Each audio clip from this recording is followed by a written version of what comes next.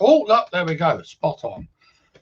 We're live. I'm alive. Am I live? I don't know. Hang on. I'm going to turn the light on. Let's turn that on. There we go. Is there anybody out there? Let's have a look. I think I can still turn that up a little bit. There we go. Right. Not sure. Ooh.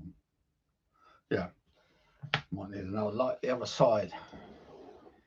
Is there anybody out there? That's what I want to know. Probably not.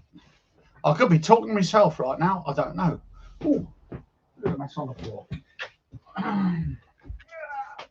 Rubbish.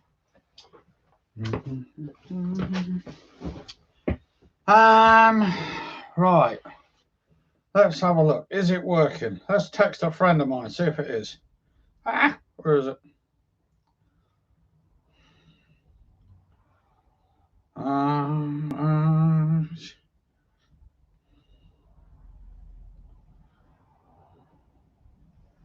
There we go. Let's have a look. There we go. Magic. There we are. Hello, guys. How we doing? There we are. Hello, guys. How we doing? Well, we just wait. We'll just wait for a few minutes just to, if anyone's sort of a latecomer, like I normally am. Actually, I'm not. I'm generally on time.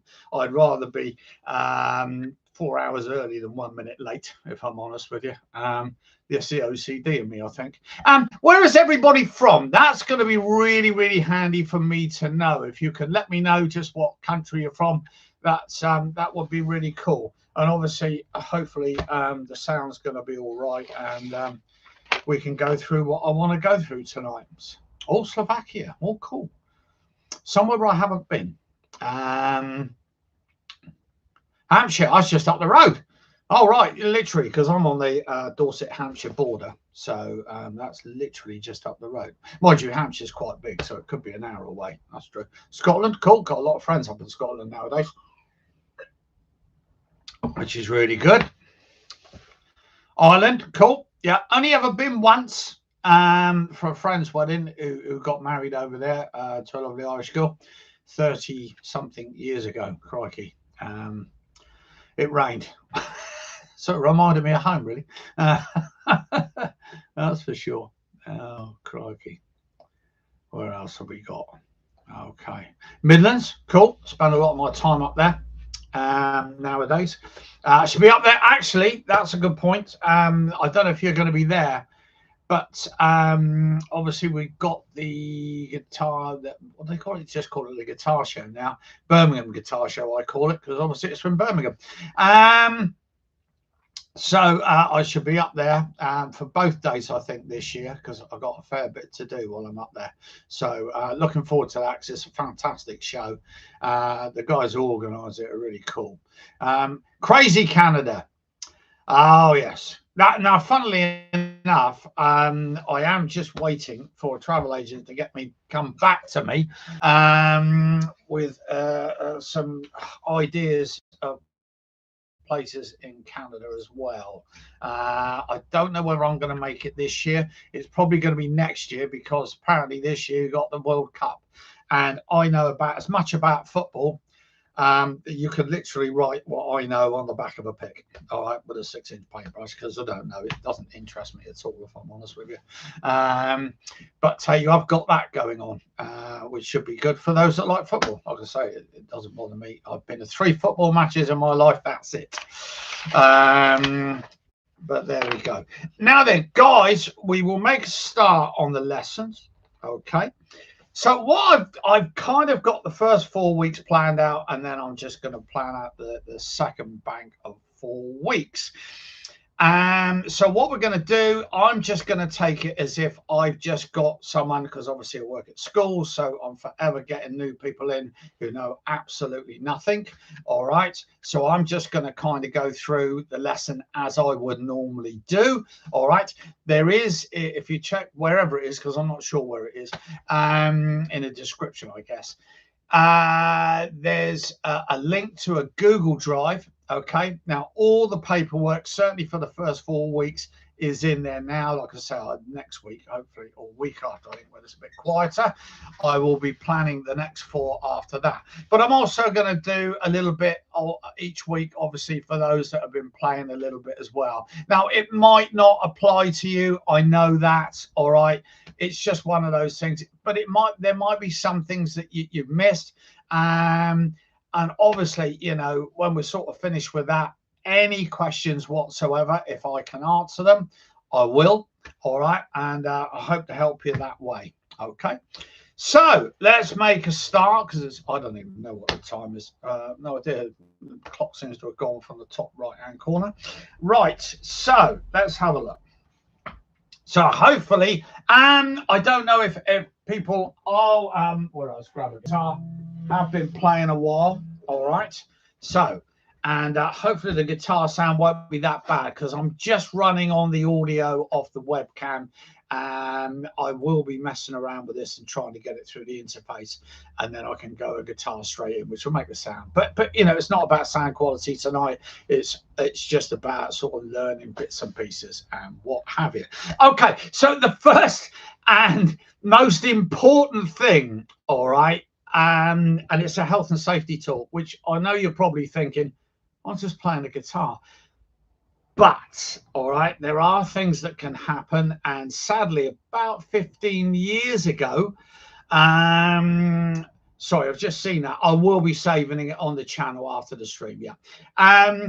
I didn't take my own advice, and I picked up a problem which does rear its ugly head every now and then and just really annoys me. So a couple of things will happen when you first start playing guitar. Okay, now obviously you're going to get some stinging in the tips of the fingers, all right, and the skin will start peeling off and what have you. That's not going to be a problem whatsoever. Yeah, it's a bit uncomfortable, to be honest with you. Before the days when I bought a travel guitar, I'd go away for 2 weeks, I'd come home, and then for another week it'd be a bit painful for me getting the fingers back up to strength. Luckily, like I say, nowadays I just take something away with me so I can keep on top of it. But, and this is the big but, all right, if you get any aching at all, now this is a common place between the sort of thumb there and the main part of the hand, or thumb and the fingers, that's a place where you can start getting some aching. You can also get some maybe shooting pains up the arm, all right, just stop straight away. There's no point. Don't push your way through it. There are some people who say you should. I totally disagree with that, okay?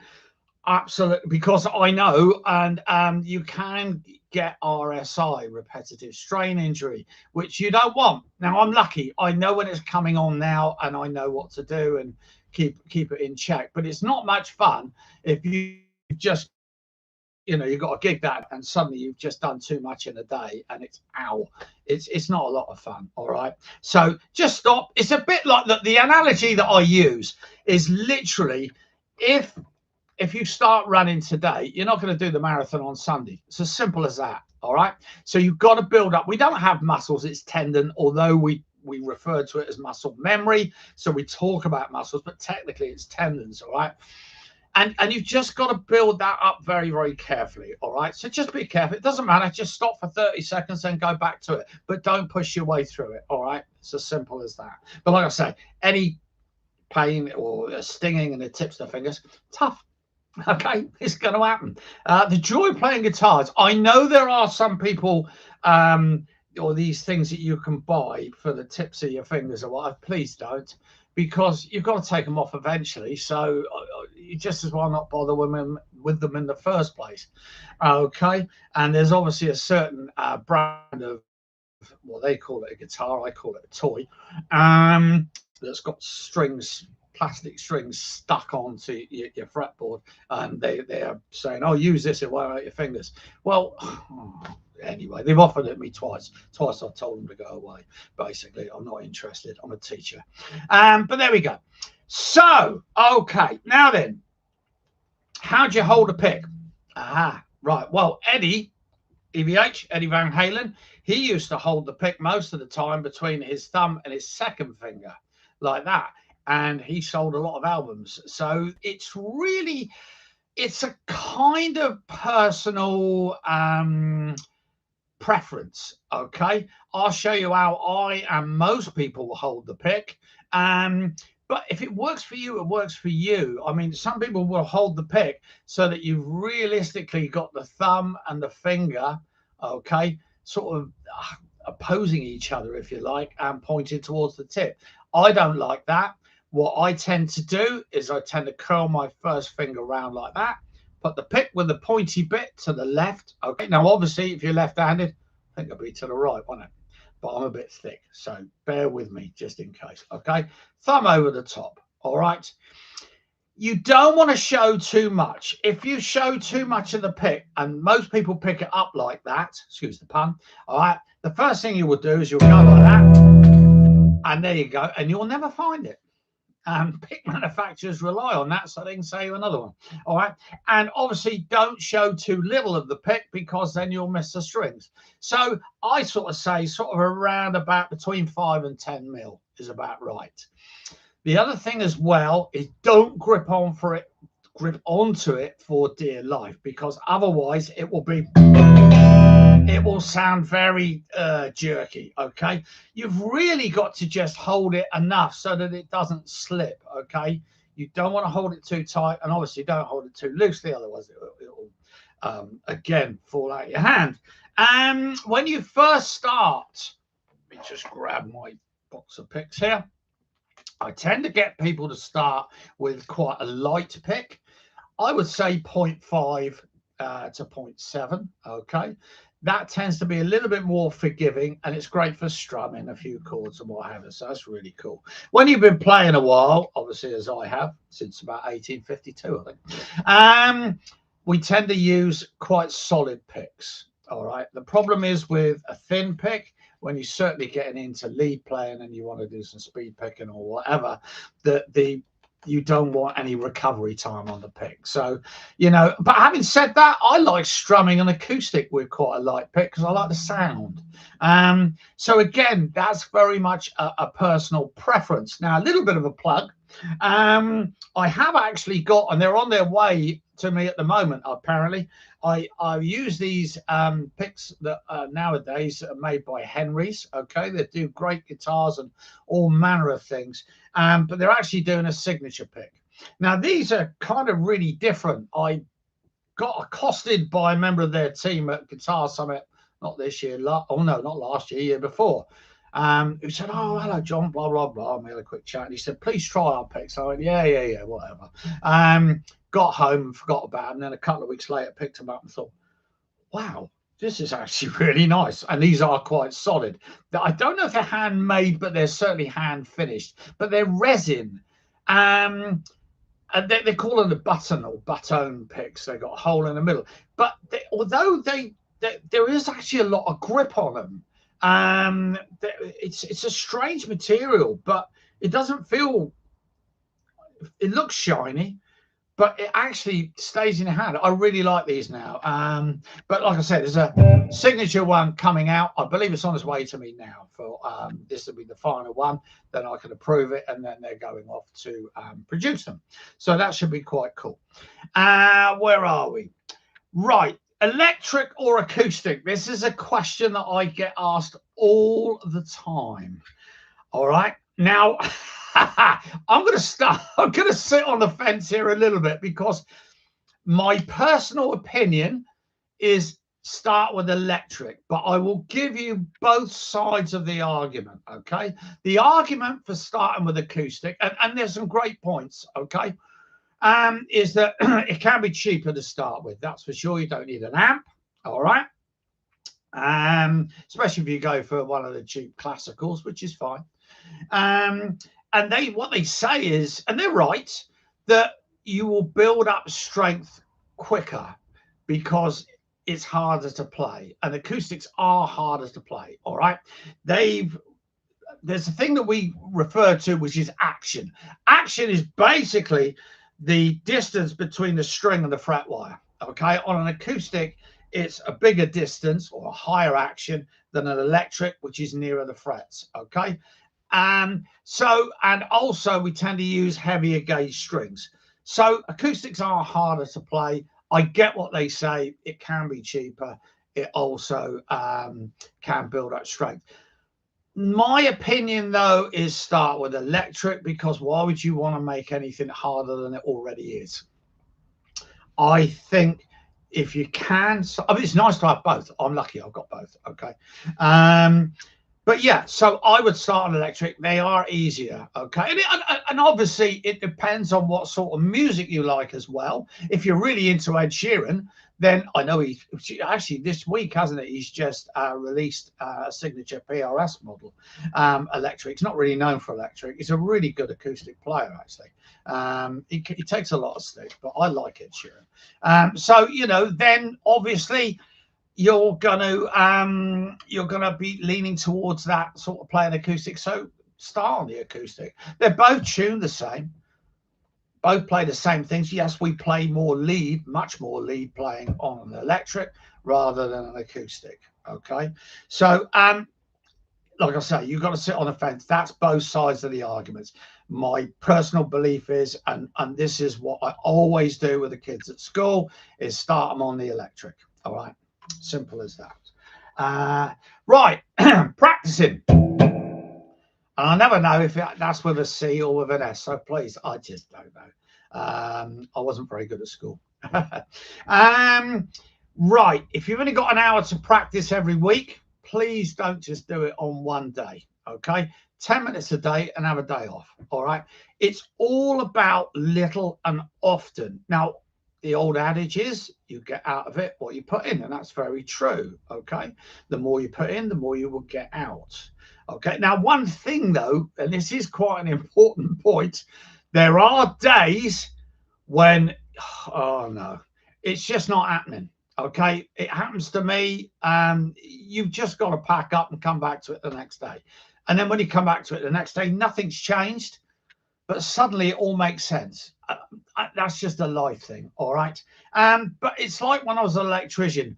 If I hadn't been on a job for 2 weeks and I go back there, the first hour or two, I'm just trying to work out where I was and what I've got to do. Whereas if I was there the day before, I pick it straight up and I'm straight into it.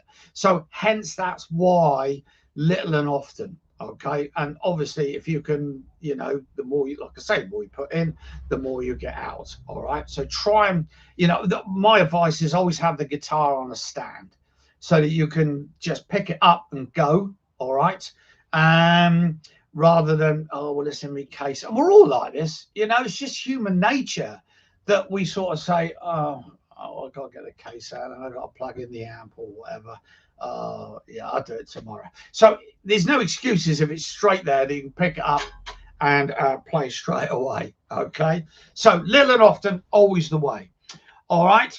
Right, so what we're going to do, so the first thing we're going to do, okay, is we are going to learn how to read tab.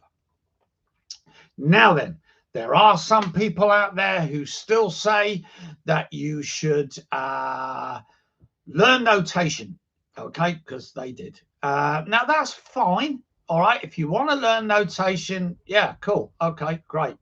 I'm not a sight reader with notation. I can work it out, but I've never been a sight reader. I've got friends that are.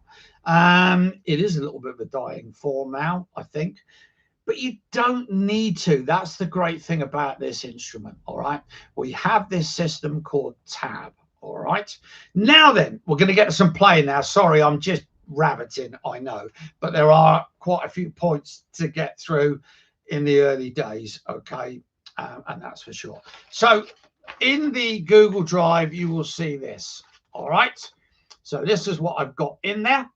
Now then, we've obviously got the top line, which is our standard notation, or also known as the dots. I always seem to think that realistically, it's a bit like, you know, sort of learning Russian with a Japanese accent. You can spend months just learning which note is which, okay? Whereas we really want to get on and just play. I think it's a good idea maybe to do it, but not initially. There is a book that unfortunately people are still using a lot in schools. I don't like it. It's called the Guitarist something. I won't mention it just in case they find out. And that's all it does. it just like French folk songs and everything in 3/4, which you'll probably never use. I don't like it at all. But tab, now there are people, the general consensus now, and if you listen to people like you've got Justin Sanico, who's a brilliant guy, top-notch teacher, Levi Clay, again, absolutely top-notch, all right?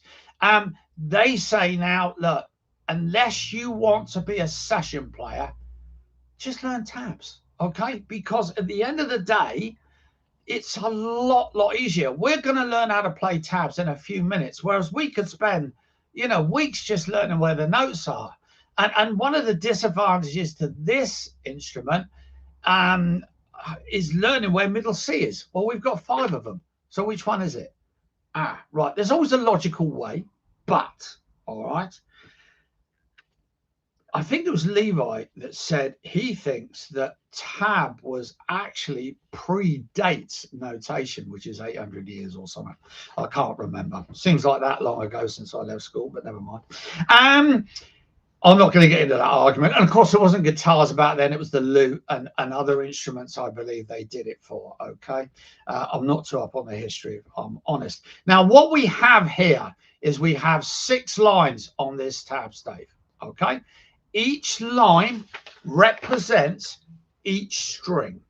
Okay. And they're in order. So, first question I always put to people is, right, when in tab, the bottom line represents the bottom string. Which one's the bottom string? And probably a few of you, and you'll be forgiven for saying so, would say that one, because physically it is at the bottom. Right, okay. Sadly, it's not, all right? That's actually the top string. There is a good reason. There's always a good reason, okay? Make sure I got some volume here. The reason for it is this, all right, is that we have 2 E strings. And we'll go through the notes of this in a minute. So that's an E, tunes to the pitch of E, and so is that, all right? But now, sorry, I should have said this before, okay? We're going to number the strings. We're going to do a little bit of numbering here, okay? Then it will make a little bit more sense, okay? So the string that's physically at the bottom, the smallest string, should be the smallest number. So we're going to call that number 1, 2, 3, 4, 5, and then 6. They do have names as well, all right? It's just easier in the beginning just to think 1, 2, 3, 4, 5, 6. And even if you've been playing a while and we're going through a complicated picking pattern, it's just a lot easier to say the string number than it is the notes. So what are actually the notes? And if you can learn this, even better. So this is the bottom string, okay, which is string number 6. The reason for it is this, okay? All instruments are played different, that play different, sound different, okay, crazy. But there's one language that absolutely every instrument shares, even drummers, okay? And that is the language of pitch. So this is a low string that's lower than that one. So that's a high, as my friend Paul Richards would say, and that's the low E, all right? So hence, that's why the bottom is called the bottom string. I know it's a bit upside down. You still get you soon get used to it, okay? So 1, 2, 3, 4, 5, 6. This is the bottom, which is at the top, and this is the top, which is at the bottom. Now then, the names of the strings, if we want to learn them, and I really would, is we'll go from the bottom always to the top. E, A, D, G, B, E. Elephants and donkeys grow big ears. Okay. Oh, that's better. E, A, D. Elephants and donkeys grow big ears. All right. The sooner you learn them, the better it is. Okay. And remember, this way towards the body is always up, and then towards the headstock is always down. Because when the people are holding the guitar like that, yeah, physically that is up. But if we called that up and someone held the guitar like that, oh, we'd be in all sorts of trouble, wouldn't we? Okay, so we always, again, we're just referring to pitch. All right, so up and down. All right. You soon get used to it. Like I say, just think pitch and you'll be laughing. So if we look, hopefully you can access this, print it off. All right. And this is how most music, if you go on any of the music sites, Ultimate Guitar or whatever, it will be written in tab anyway. Okay. So what we've got here is we see some numbers. All right. Now those numbers refer to actually the fret numbers. Now the first number on that first bar, all right, is an O, O for open. Now when we refer to playing a string open, we don't have to hold it down anywhere, okay? So that's just open. So that's the open sixth string, open first string, okay? Open fifth string. He says just checking, okay? So that's open. The spaces between the bits of wire, these are called the frets, okay? And the bits of wire, like I say, they are fret wires, all right? So when we're holding down a string as well, it's not always possible, especially when we're playing chords, okay, is to try and get the finger. Now, obviously down here, there's quite a big area we can put the finger. If you try and get just to the right, obviously if you're left-handed, be the other way around, behind the fret wire, because it's that piece of wire you're holding it against, which is actually making that note, all right? If I hold it there, I don't have to use as much pressure as I use it there. Now I'm using about the same amount of pressure, and you can hear that's buzzy, all right? So as I move up here, the buzziness has now gone, all right? So, and by the way, don't worry too much about fret buzz, okay, unless it's awful. If you're playing a note and it's sounding like this, generally speaking, that's because you're not pushing down enough, okay? So what we're trying to do here is actually squeeze, certainly on this riff, and I'll come to thumb placement in a minute, is to try and think of it as a pinch.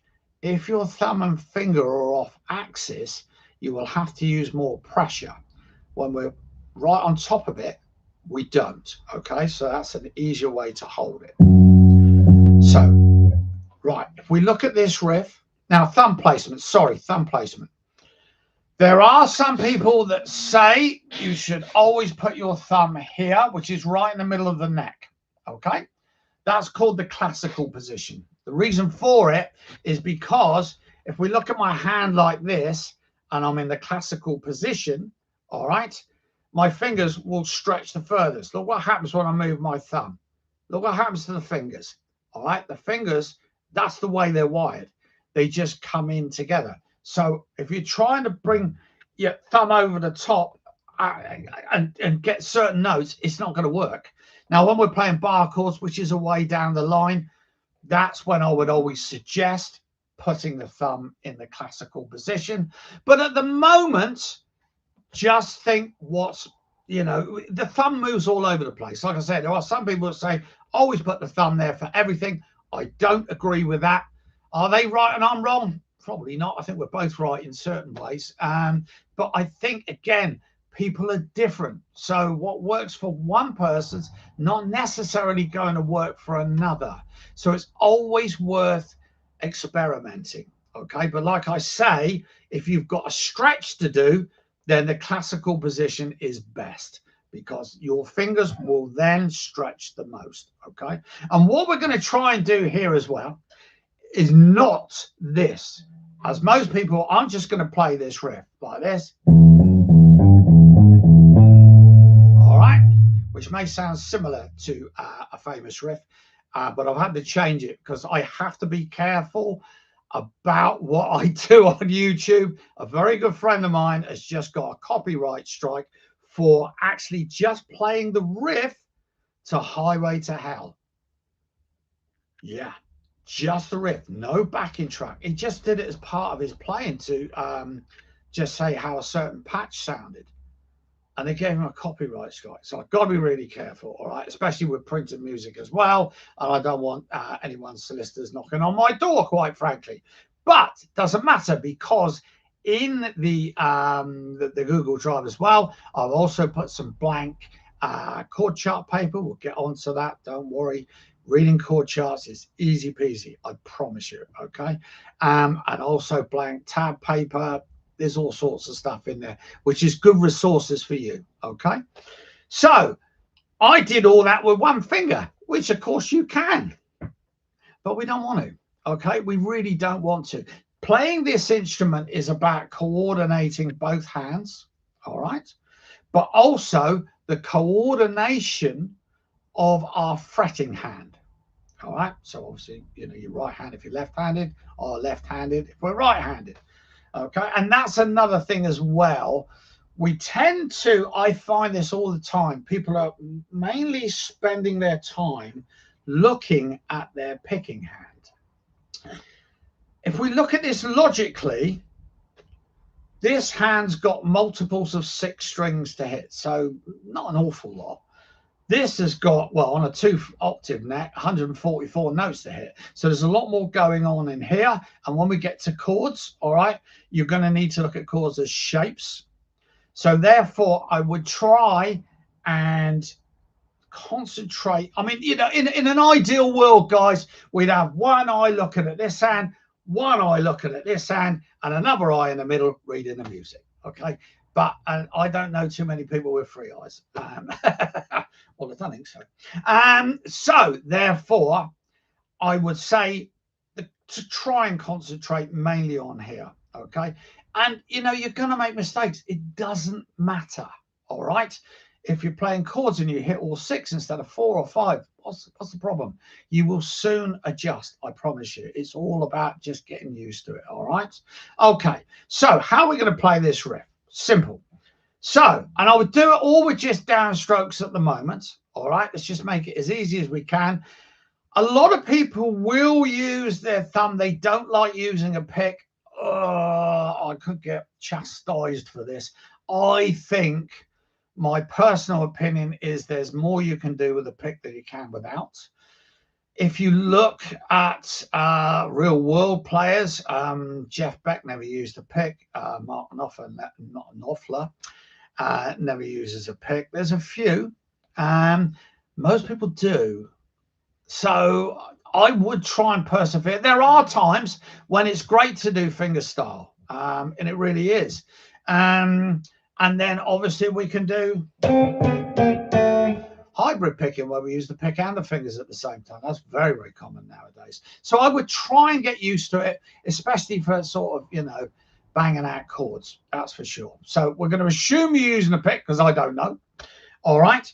And what we're going to do is we're just going to play it open. So we're going to follow those numbers, and I'll just check it on the tab there. Now then, the first thing we have to realize is that you will see that there are divisions here. Okay. So there are 3 sections on that top line. Each one of those sections is what we call a bar. The Americans call them measures, okay, because they're measures of time. So I get that. I really do. But bars is probably the most common, and measures. So same thing, all right.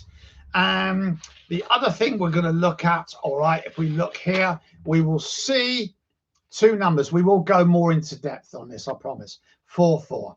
All that means, guys, is there are 4 quarter notes to the bar. It lets us know roughly how the piece is going to go, or 4 beats to the bar. Again, that's the most common way of explaining it nowadays. All right. We're just counting all the time to 4, and then that's our bar finished. It's just a way. All music is divided up into manageable chunks, and that's what we call them. Okay. So we're going to look at these numbers. Remember, the O stands for open. So what we're going to do, the first bar is this. All right. And what I'm going to do is I'm going to play open. Then I'm going to use my first finger on the 2nd fret. Okay. Plays it open again. Go to the 3rd fret. I'm now using my 2nd finger. Open again. 4th fret. 3rd finger. Open. And 4th finger, 5th fret, 4th finger. That's not easy to say. Trust me, it isn't. All right. So I'm using all 4 fingers, and that's the best way to do it. without any shadow of a doubt. Like I say, you can play it all with one finger. You wouldn't see Slash playing with one finger, would you? No. Okay, so let's try and get some coordination in between the fingers now. Now, I know a lot of people, because I get this all the time, every single day, really. Funny that.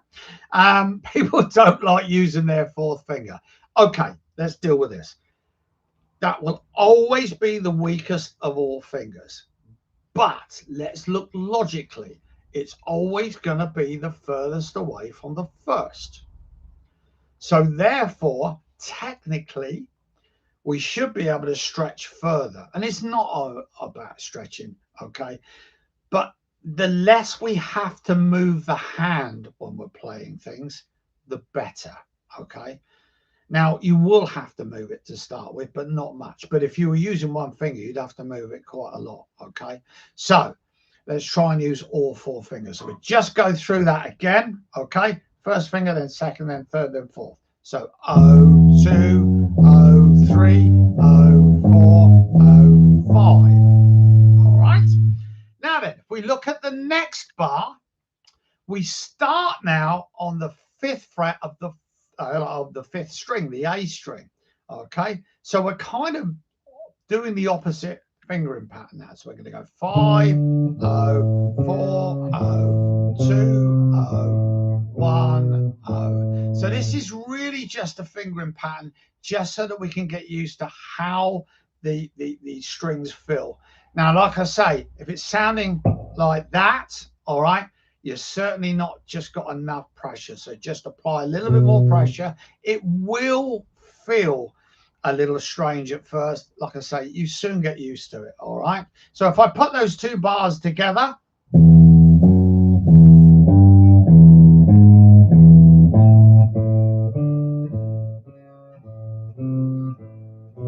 okay, simple as that. Next two bars are exactly the same, all right? Then we move on to bar 4, and now I'm starting on the D string. So that's the third line up from the bottom, or the fourth string, D string. So what we're going to do now is the same thing. We're just doing the same riff. 0, 2, 0, 3, 0, 4, 0, 5. Okay, and then I'm coming back down on the A string. 5, 0, 4, 0, 3, 0, 2, 0.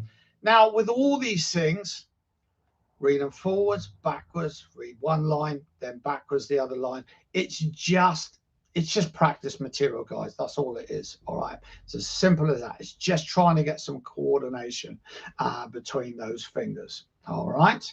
Okay. So hopefully you're getting on all right with that. Now, if we look to this next one, which will sound again maybe a little bit familiar, where are we?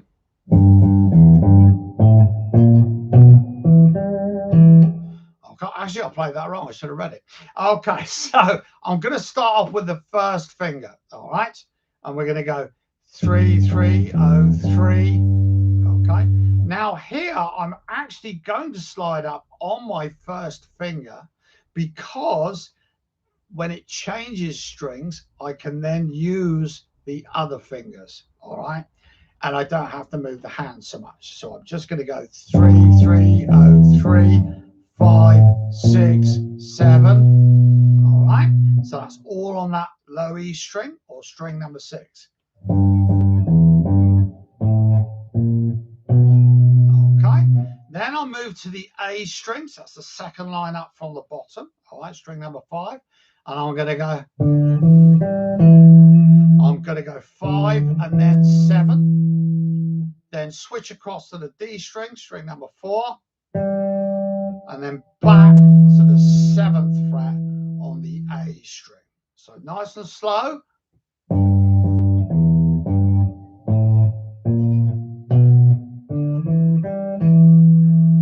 Like I say, it might sound a little bit familiar like that. I have just altered it slightly to get around the copyright rules, as you do. Excuse me 1 second. Right, where are we? So now then, this is another bit to tab, which people do say, what does this mean? Okay, so we're now going to rock riff number 3. Okay, so we have notes that are stacked on top of each other. That means you play them together. All right. So if they follow like the others, one note after the other, and it's moved on, then they're single notes. This is now two notes together. So we can see we've got an open fourth string and an open third string, and we play it twice. Okay. And then, and we're going to look at a couple of different ways of playing this. We've got two twos. So that means the second fret on top of each other. Okay. So we've got this. All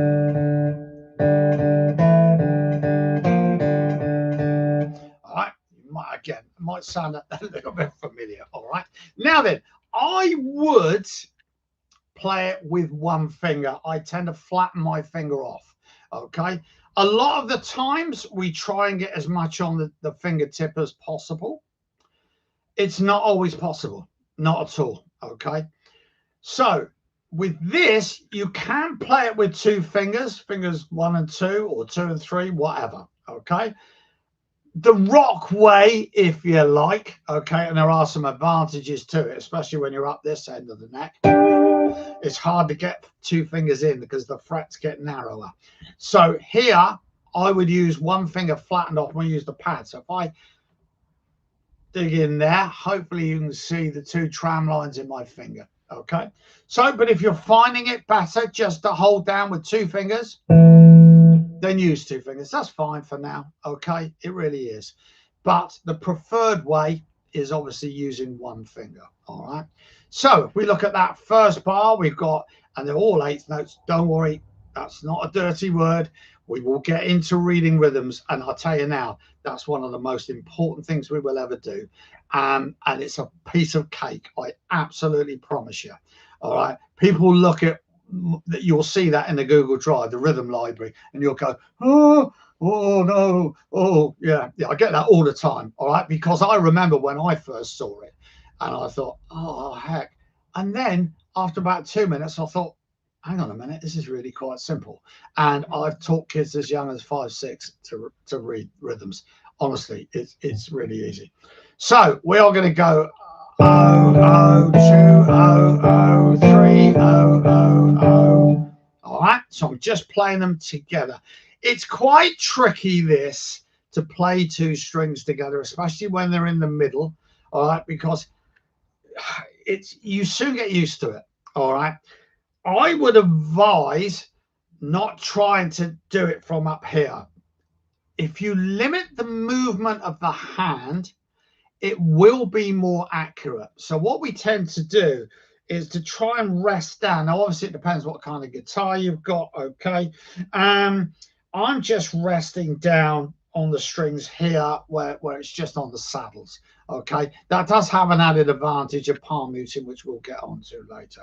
That way, I'm limiting, and I tend to put my little finger down actually on the body of the guitar. Again, it's kind of like creating resistance because I can be a lot more accurate with my pick then. All right. So it's just literally using the palm, just this bit of the palm, just to rest down on that rather than trying to do this. That's quite tricky when you're trying to hit two strings that are 10 mil apart in the middle and you've got two above and two below. But like I say, don't worry if like you're going and you're hitting other strings. All right. Okay. It's just a practice thing. It will get better. I promise you. So that way I can create more resistance with the pick and I limit its movement. So hopefully we can be more accurate. Okay. So the first bar, and I'm tending just to use that first finger on this. Okay. We can use another finger as well. Good idea. But because we're playing two at the same time, I would just use that one finger. I know I said down here you should use all four, but because we're playing two at the same time, all right, just use that first finger. If you feel happy doing another finger, absolutely fine. Okay. So we're going to go first bar. 0, 0, 2, 0, 0, 3, 0, 0. Second bar. 5, 0, 0, 3, 0, 0, 2. So if I put the two together, two bars together.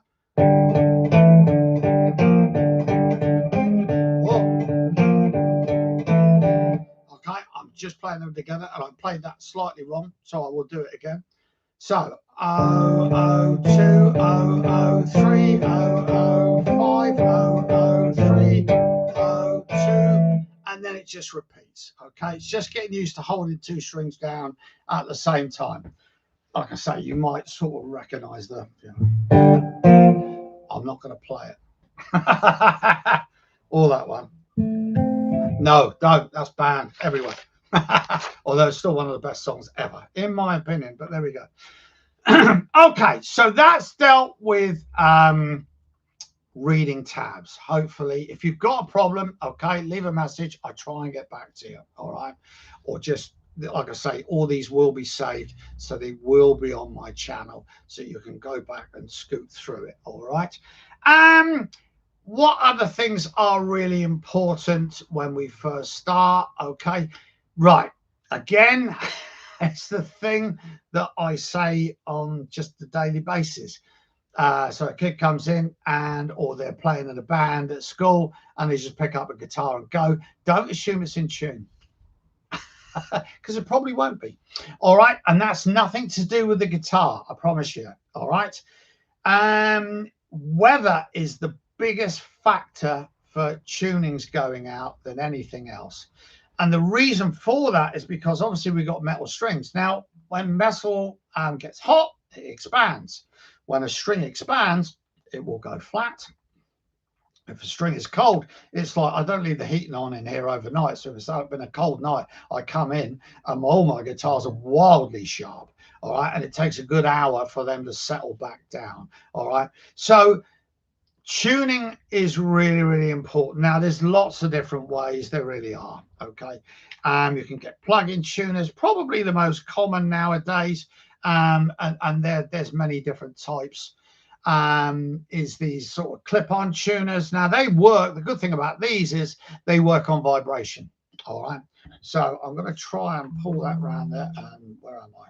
Let's have a look here. I'll try and see if I can pick it up on that.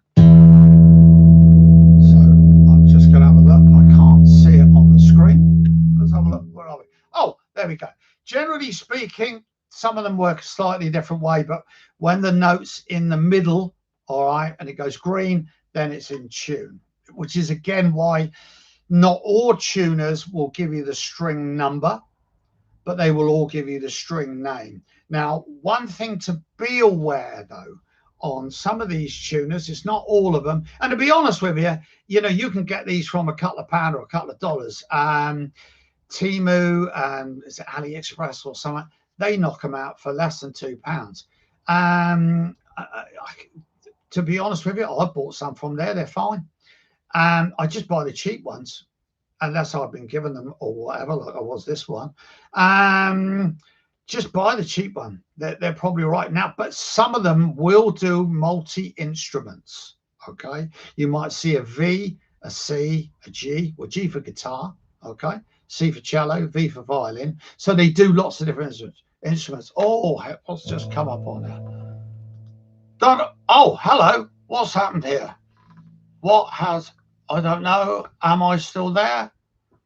What's going on here? I've disappeared. Go live. I don't know why that stopped.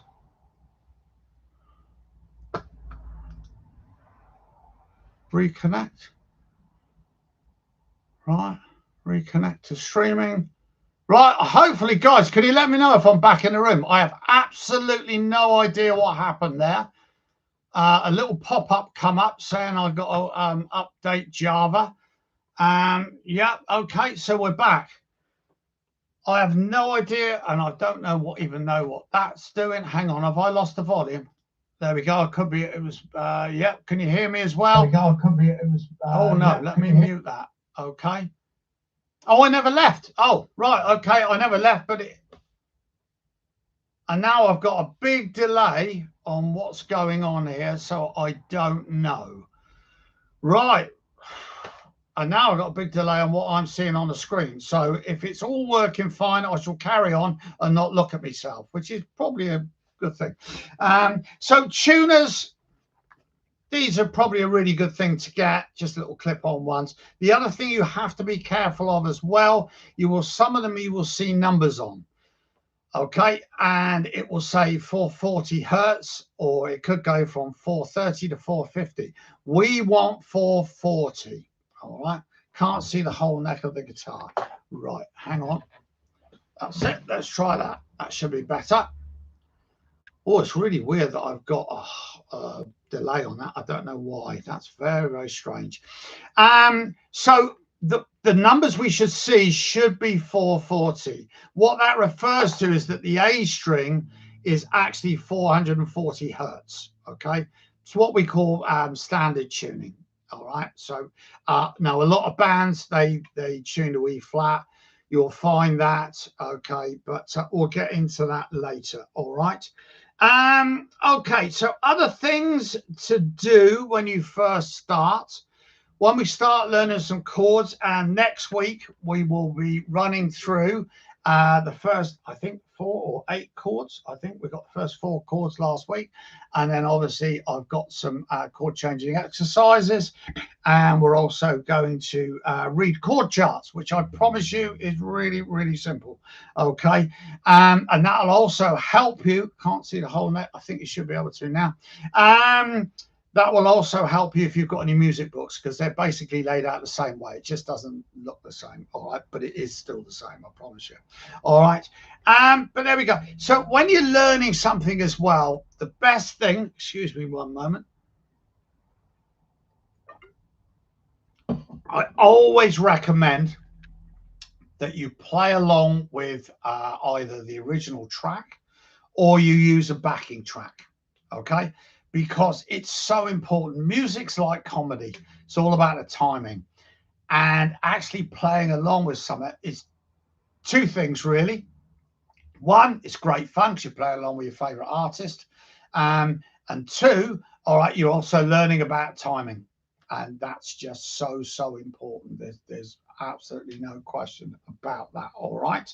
Okay, so hopefully, guys, so the lesson today is obviously, one other thing I will just go through is for those that actually don't know, because I'm sometimes as teachers, we just assume people know, all right? These are what we call the pickups, all right? I've got 2 on here. I've also got 2 volumes. This is a Les Paul type and 2 tones. This is what they call a 2-part bridge, but these things are actually hold the strings in place are called the saddles. All right, that kind of makes sense because you sit on a saddle on a horse. So, and the string sits on that, which makes sense. This bit of plastic here, and I'm going to try and get it, there we go, is called a nut. Stupid name. I don't know why it's called a nut. I've got no idea. Some things make sense, some things don't. All right. This would actually be the body of the guitar. This, like on a Les Paul type, or PRS do this mainly as well, is a pickup selector. So this will select between the pickups or put them both on. The bits that hold the strings up here, okay, are either called the tuning pegs or machine heads. All right. So we went through action earlier on. That's a phrase that we use all the time. Okay. If you go to buy a guitar, and I'm going to assume you haven't got one yet, all right, because there will be some people,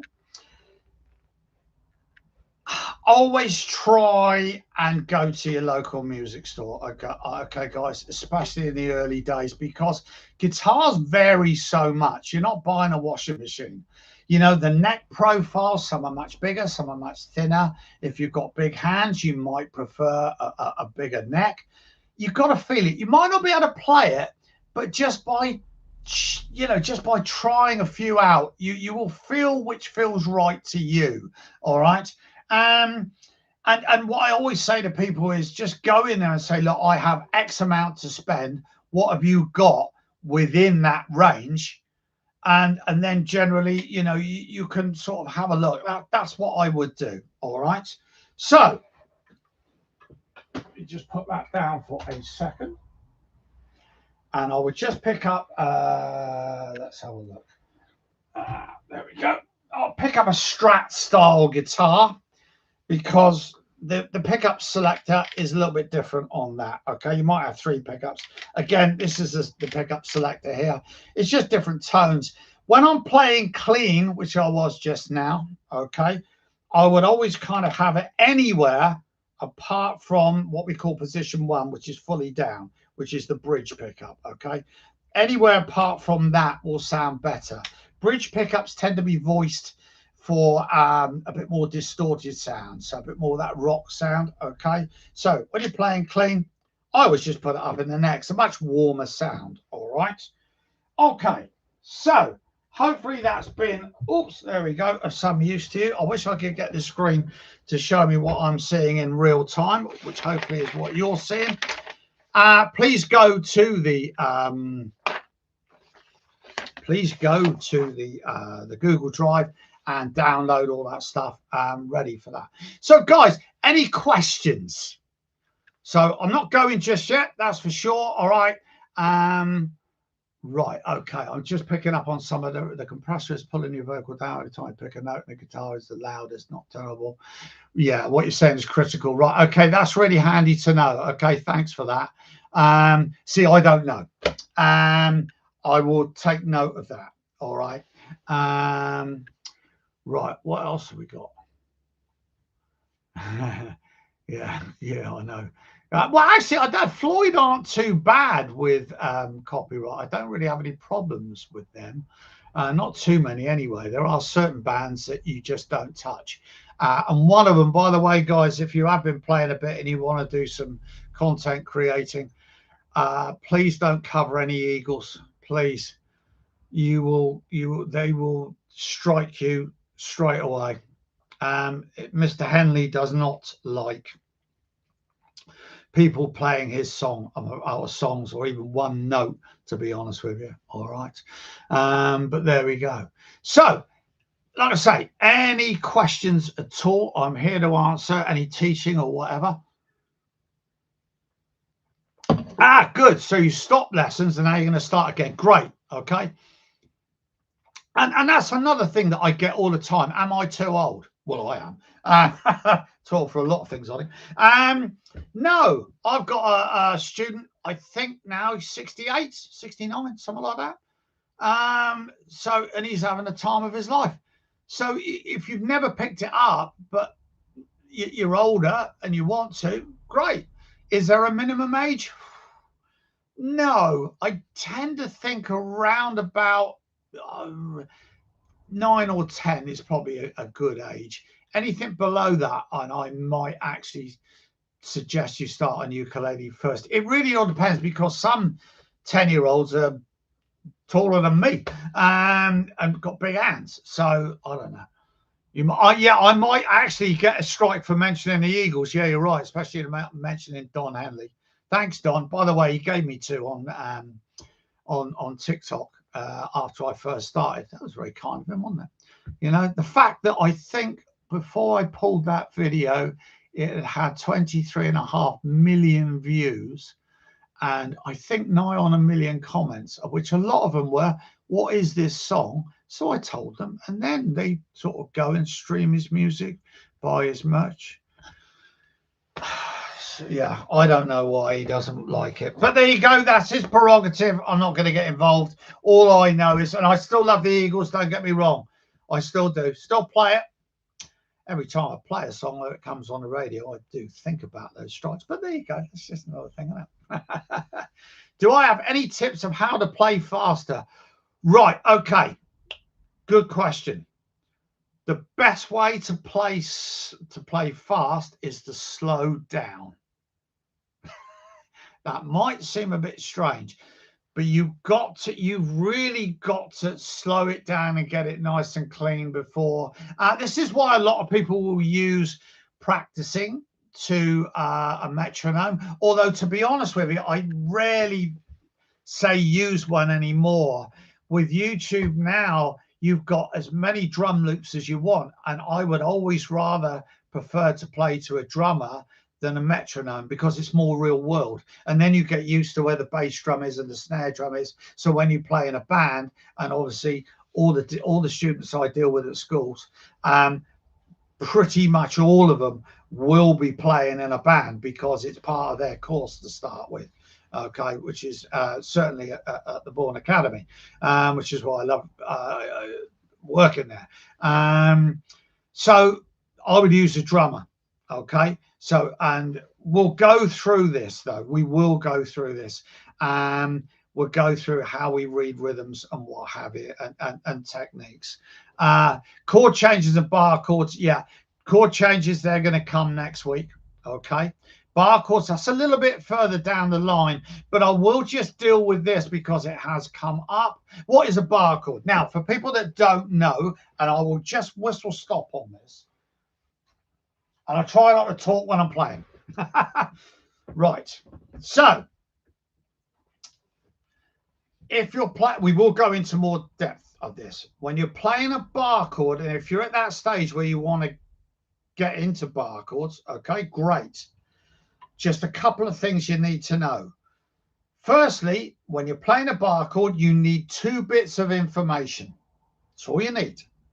You need to know the root note, which in this case is going to be the lowest of the notes, and you need to know the chord shapes. So if I take an open E chord,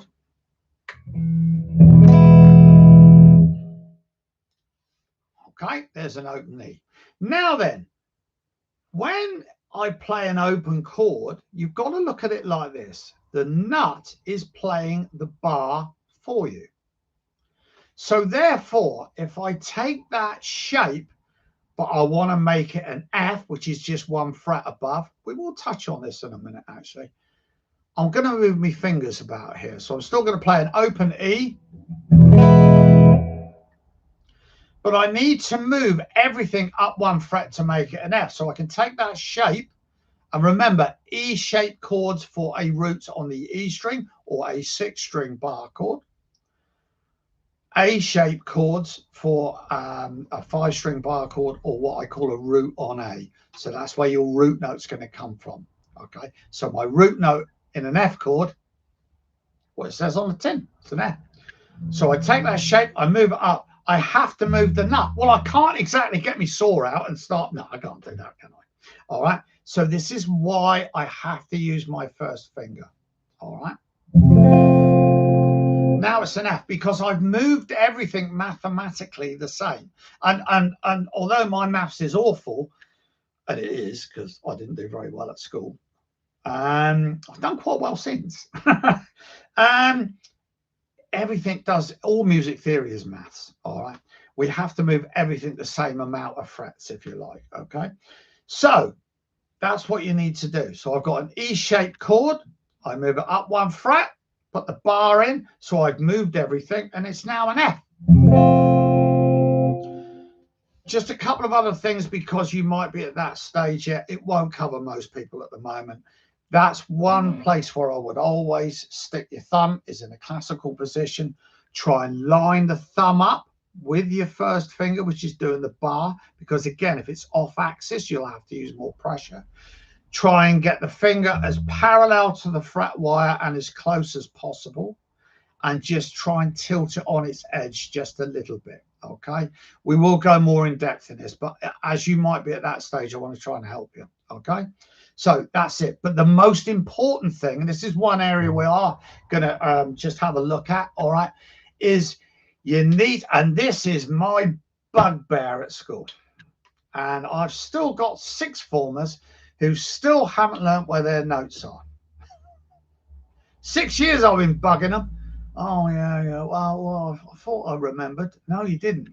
Okay, and we'll just look carefully at this.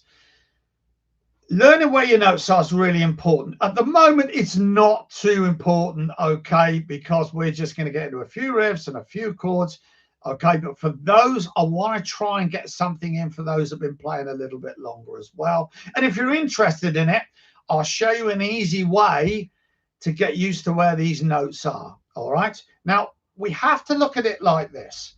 Our English alphabet goes between A and Z. When we get to Z, we go back to A again. Our musical alphabet only uses the letters A through to G. Okay, but some notes will have sharps, some notes will have flats, and some notes can be called both. So in other words, get some volume. That note I just played was either an F sharp or a G flat. Now that depends on what key you're in as to what it's called, but don't worry too much about that for the moment. Most guitar-based music is actually in sharp keys, all right? So remember this though, the B note and the E note don't have a sharp, all right? So there's no such thing as B sharp, there's no such thing as E sharp. For now, that's all I need to say. All right, let's just imagine they don't exist, because they don't, technically. All right, so that's why we go straight from E in the first fret to an F, then an F sharp, then a G, then a G sharp. We've run out of letters. We've now got to go back to the start. So now it's an A sharp, a B, no B sharp, C, C sharp, D, D sharp, and E. We've gone full circle. We've come back to E. Now you'll probably see that most fretboards you'll have two dots there, or you'll have two dots on the top edge. Okay, that signifies what we call the octave mark. Everything starts again. So basically the 12th fret is the same as the first fret, as the open fret, sorry. And the 13th fret, both Fs. Okay, so they're the same. So everything starts again. Now then, takes a while. Now the good news is this: every note is in exactly the same order on every string, but there is a different starting point. So my E string starts from an E, my A from an A, my D from a D, etc. Okay. Remember this saying: sharpen up, which is what I was told at school all the time, and flatten down, down, up. All right. For now, this is the way I think is the easiest to learn where your notes are. All right. And that is to learn where they are on these marker dots. Just 4. I think trying to go away and learn 12 notes is a lot. So if we just strip that down to 4, and let's assume we know that when I play that E string open, it's an E. And when I play it at the 12th fret, it's also an E. We know that.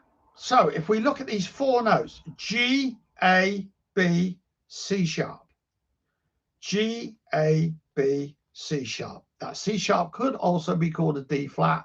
I wouldn't worry. Just concentrate on the sharps for now. If you know that, you are mathematically always within 1 fret of knowing where you want to go. Now, I think that's why this is the standard for guitars, and that's why they put those marker dots there. Sometimes Ibanez do, they use a lot on the 1st fret, okay? But generally 3, 5, 7, 9, and then the 12 is the octave, okay? So just remember that one for now.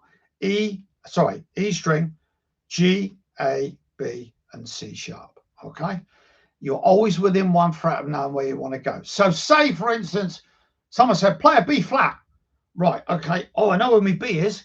Flatten down. Oh, look, 1 fret down. There it is. No, I want a G sharp now. Well, I know where my G is. There's G sharp. I've gone up 1.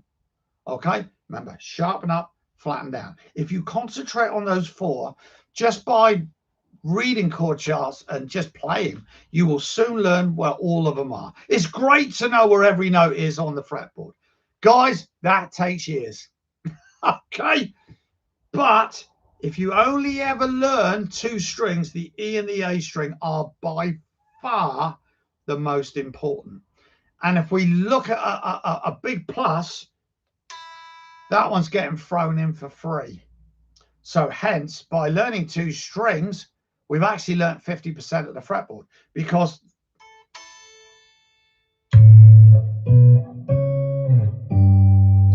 same note. Okay, so that's what I would do. It's a good idea. The sooner you know, the easier your life does become. I absolutely promise you that. Okay. Just right. Okay. Also, going back to how I play fast, I just get frustrated and quit. Yeah, guys, this is the biggest bottomless pit there ever is. Don't put too much emphasis on yourself and too much pressure on yourself. That's never a good thing. Okay. There's a difference between practicing and playing. Now, if I go back to 15 years ago, say, and we were booked as a band to play a gig wherever it was, but they said, we've got a band within the family, and can they use your backline, like the drums and your amps and what have you, because they'd like to do a few numbers. I said, yeah, of course, they're not a problem anyway. So we got there, and we just done a sound check, everything's set up. They get there, and the lead guitarist is he's probably 18, 19, I don't know, kid with a Jackson big pointy headstock, and he pulled it out and he started all the sweep picking, like practicing, warming up. I thought, not the guitarist would ever be competitive, of course. I thought, oh, I'll warm up then. And he was a really good player. But when he come to play as part of a band, it just didn't work. He just didn't know where it went. He had no idea. So he had all the chops, but he didn't know what to do with it. And this is why I always harp back to playing along to backing tracks, improvisation. Guys, this is the biggest improvisational instrument there is, bar none. Okay? And that, to me, is where all the fun is. Now, a lot of people don't like improvising. Well, don't know what to do. Well, guess what? When I'm playing, or any of my friends playing, or even the world is playing, we don't know. That's what improvising is all about. Some days it's going to work. Some days it's going to sound like a bag of spanners. It's just the way it is. There's no rhyme or reason to it. Okay. But always try and play along. You know, practicing is good. Practice those licks. Practice that picking. But then put it to a backing track. Please. It's so important, you know. Learning how to play is one thing. Learning how to play with other people, and if you're playing within a band, even better, because that's, you know, even better than playing to a backing track, in my opinion. Okay, but you know, we can't always have a band there, and we've got a backing track. That's the great thing about, you know, technology now is in any key, and that's another thing as well. If you're improvising, don't always stick to A minor. Okay. Use different keys, even if it's a flat key. All right. And different styles too, because you'll always learn something. You will always learn something by doing it. All right. Should we start on acoustic or electric? Yeah. Right. I went through this at the beginning. I'll go through it again. I always think electric's best because they're easier to play. Okay, but the downside is you need an amp as well, although we can get stuff really cheap now. Acoustics, it's nice to have both. Acoustics are harder to play, higher gauge strings, and it depends what music you like. If you like Ed Sheeran, a lot of singer-songwriter stuff, acoustic's going to mainly suit you. If you like AC/DC, then electric's going to be there. Nice to have both. I personally always start students at school on electric because it's easier. Right, where else are we? Paul said, unless you are heavily into acoustic music, you should start with electric. Yeah, exactly. The action is lower and easier to play. Absolutely right.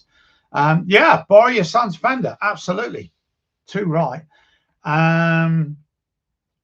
Yeah, that's also true. The 3rd and the 15th markers is an octave. Yeah.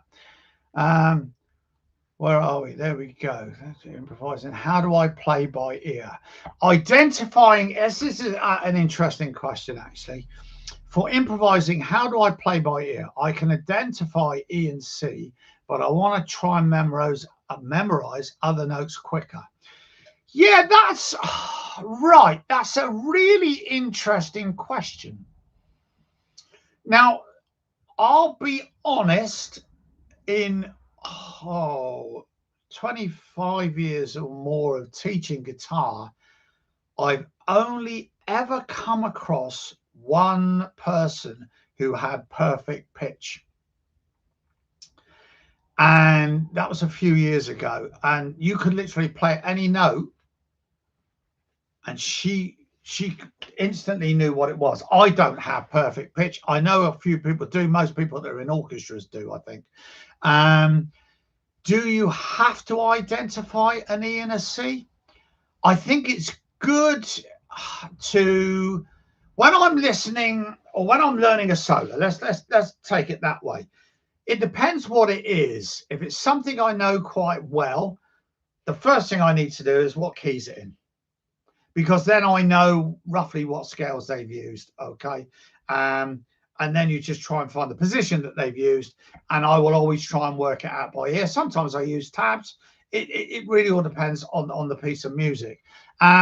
Do I try and identify what the notes called at the same time? No, I'll be honest with you. No, I don't.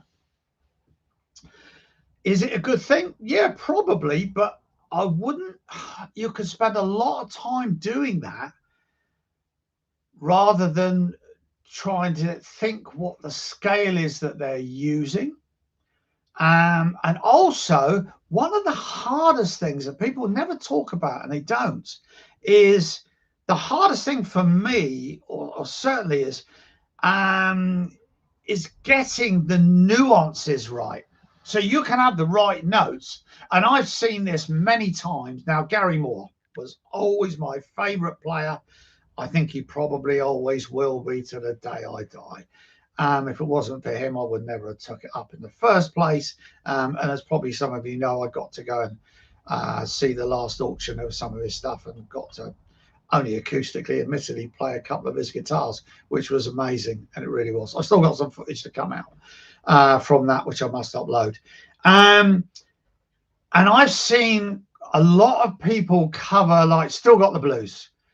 And you just know that they're reading the sheet music. And that's clever. Don't get me wrong. They can sit there and read all those 16th notes and, you know, it'll sound like it, but it won't have the feel. Gary always used to say, you cannot transcribe my solos, because he'd either be just a little bit behind the beat or a little bit ahead of the beat. So there's, you know, I mean, we are talking fractions here, like nanos. It's so slight. And he was please don't have a go at me here. He could be quite a sloppy player, but that's what made it so good. It wasn't regimented. You can hear the best thing in the world played absolutely perfectly with no soul. But what he did was, it was oodles of soul in it, and it just sounded so great. And that's what it spoke to me. So it's those nuances. Gilmore's another one. He's another one. Just, you know, I'll do those solos and I just think, oh, no, he just bent it. I sometimes my own worst critic. I've kind of got like a 95% rule. If it's 95% there, because I don't think even the original artist could play at 100% anymore, because it's such a touch sensitive instrument. You know, it's sometimes harder to get the nuances right than it is to get the notes right. That might sound a bit strange, okay, but when you've got on a bit, you will see what I mean. So do you need to do that? I don't know. I don't think it's a bad thing to identify notes. I don't think it is. But if you're spending a lot of time on it rather than maybe playing along to something, improvising, from my personal opinion, that's where I would. And, you know, you can never, as Satch says, you can never know enough scales. You can never know enough chords. That's for sure. All right. And there's plenty of them. Okay. And there really are. And, you know, learning also about what notes go over what certain chords, and music is not perfect. We have a rule book, but 2 rules in music. One is the ultimate: if it sounds good, it is good. All right. And the other rule is, well, there isn't any rules. We have a benchmark, but we break every rule, which is no bad thing, not at all. There's certain times, certain songs where, we substitute chords, and I'm quite big on that. One of the lessons we'll be moving further down the line is how Mr. Hendrix approached things. And I know that people always say, oh yeah, Jimmy, yeah, he played with his teeth, and and he set his guitar on fire. Yeah, he did. But he also played a lot, and it was amazing. But he never really gets the credit, in my opinion, for his rhythm work. And just very, very briefly on that subject, it's like if I'm seeing a covers band, and if you know the song Hey Joe, and most people will play.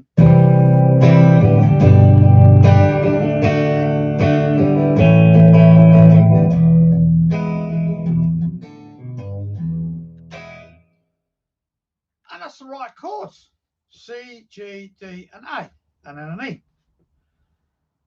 But Jimmy wouldn't play like that.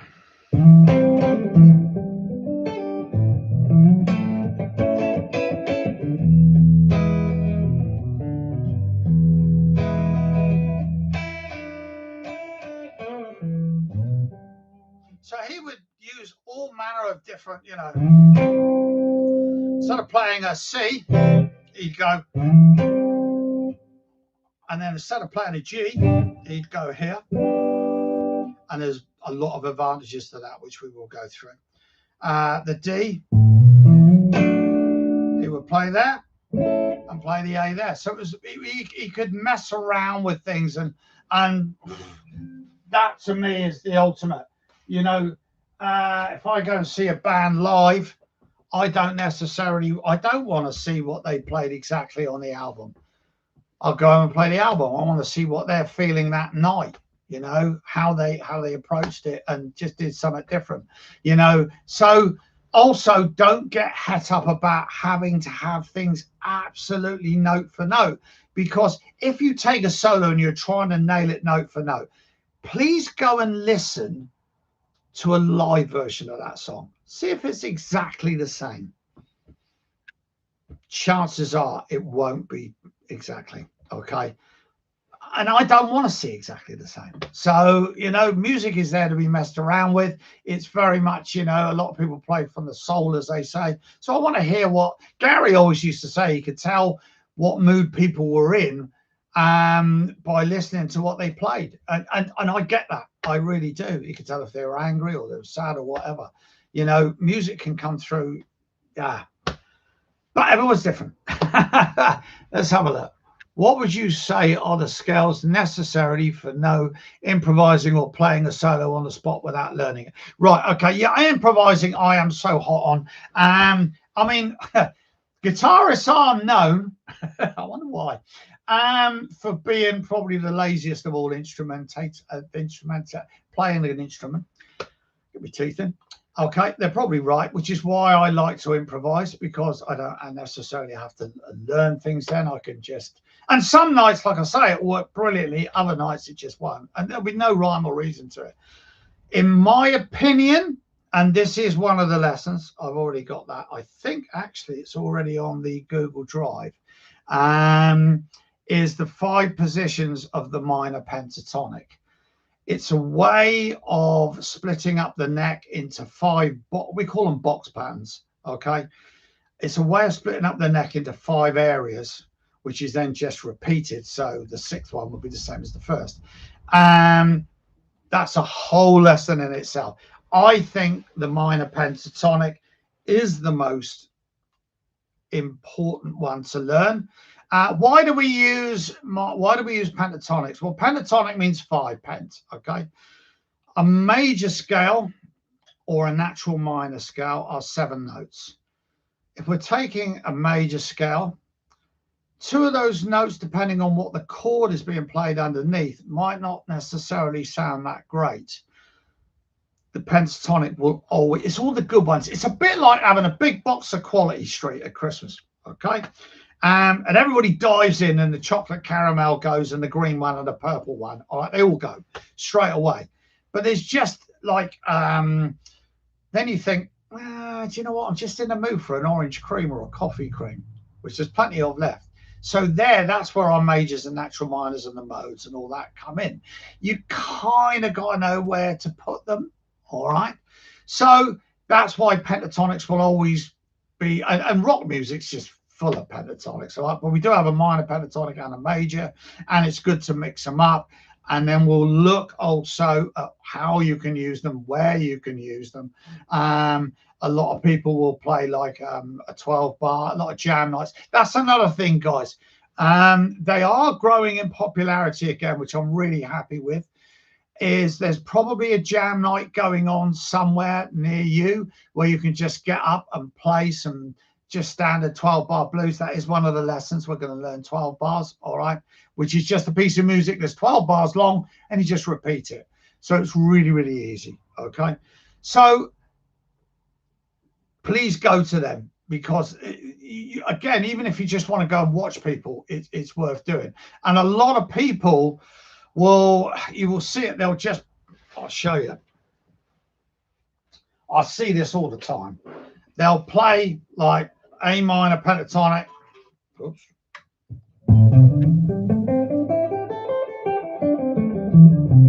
There, and then they'll play it there. Well, what happened with all the ones in between? Played that wrong on the way up. Didn't see that.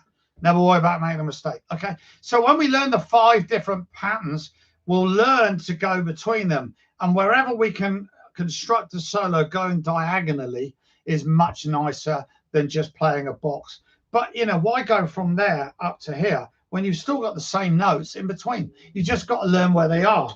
And that's where the box patterns, just by learning 5 different fingering patterns, and there's nothing wrong with learning them like that.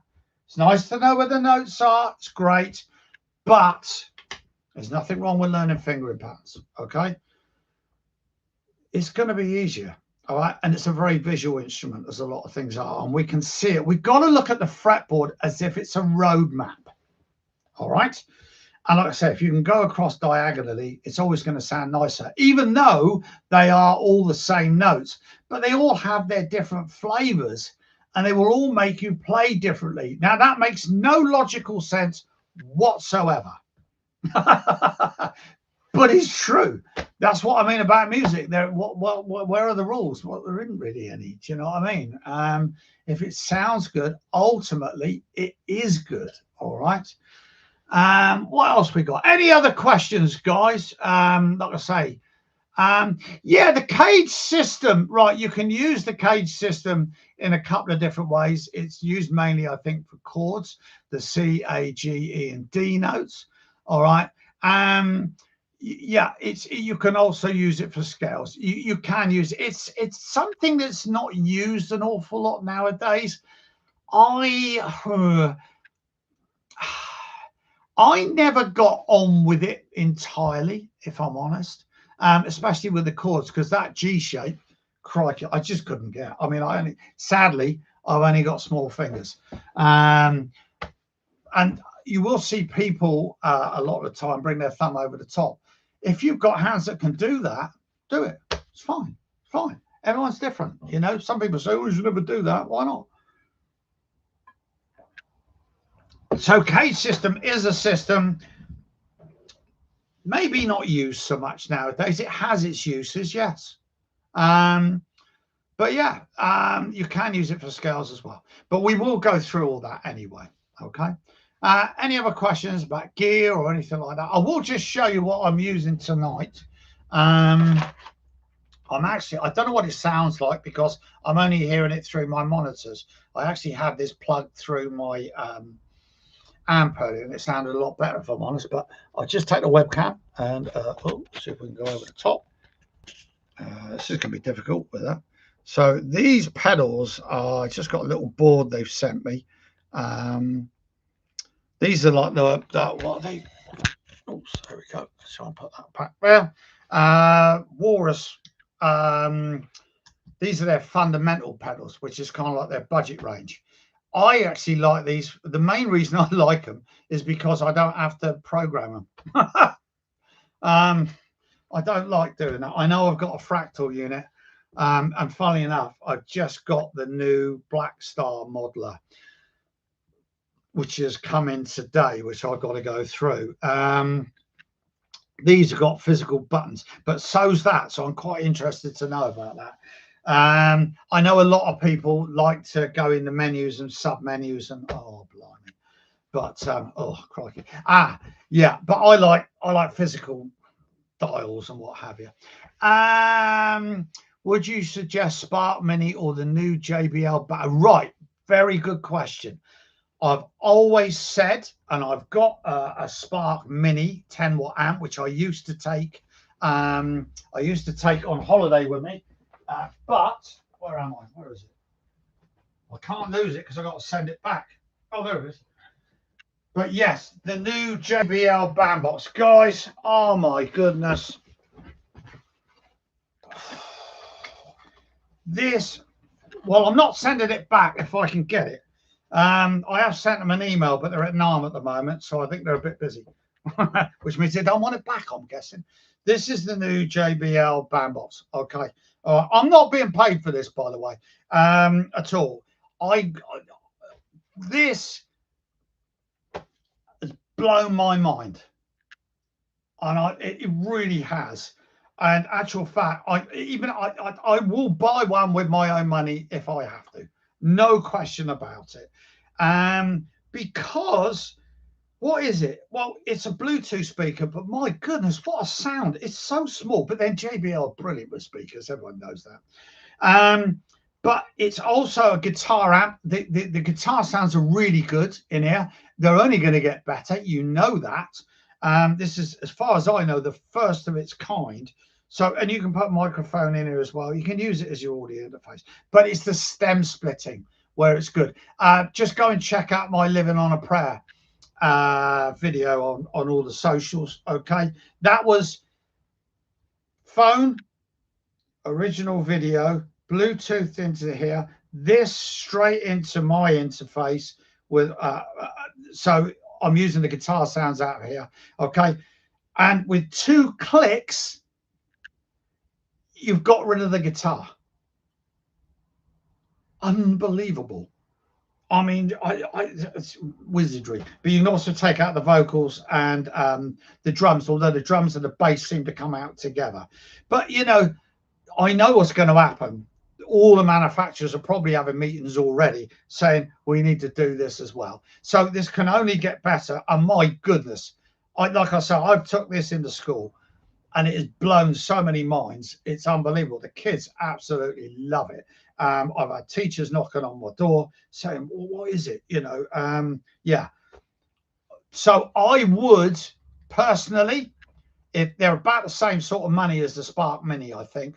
Okay, I think probably the sounds on the Spark, the guitar sounds will probably be a bit better than this. This is not bad by any means. Okay.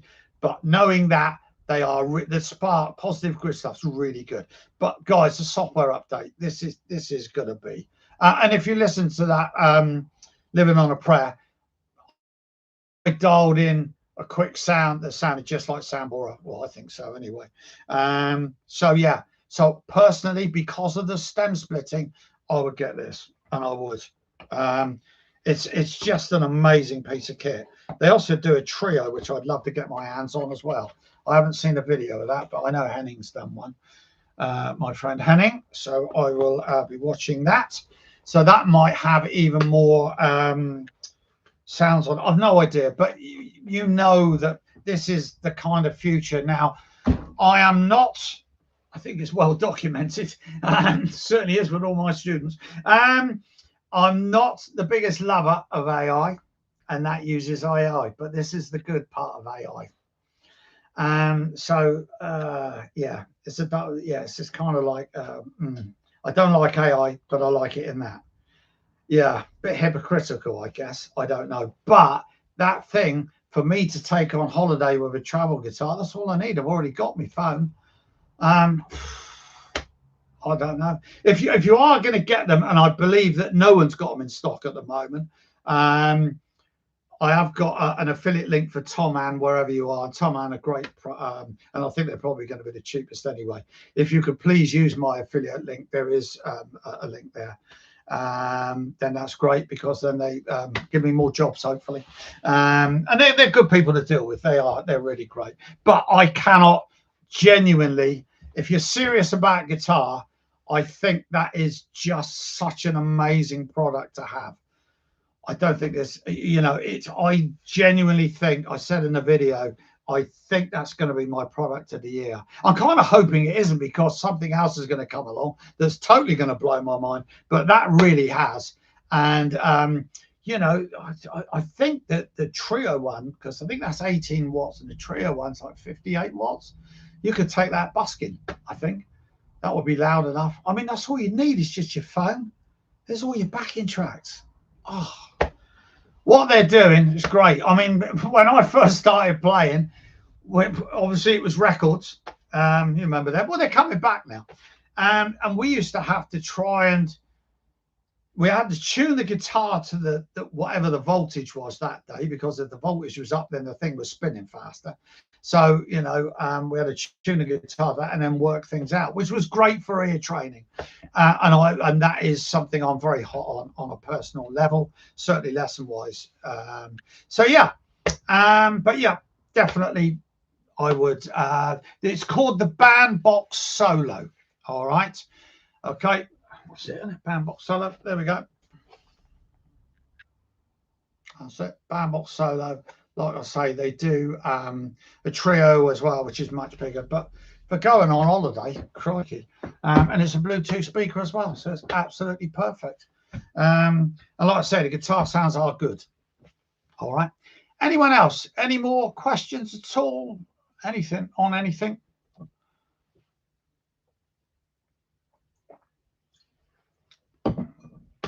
If not, I'm probably going to wrap that up and go in and see my wife, because she's off today because she works for the NHS. So we don't get too many weekends off together, but not a problem. Okay, guys. Well, listen, I hope you got something out of it.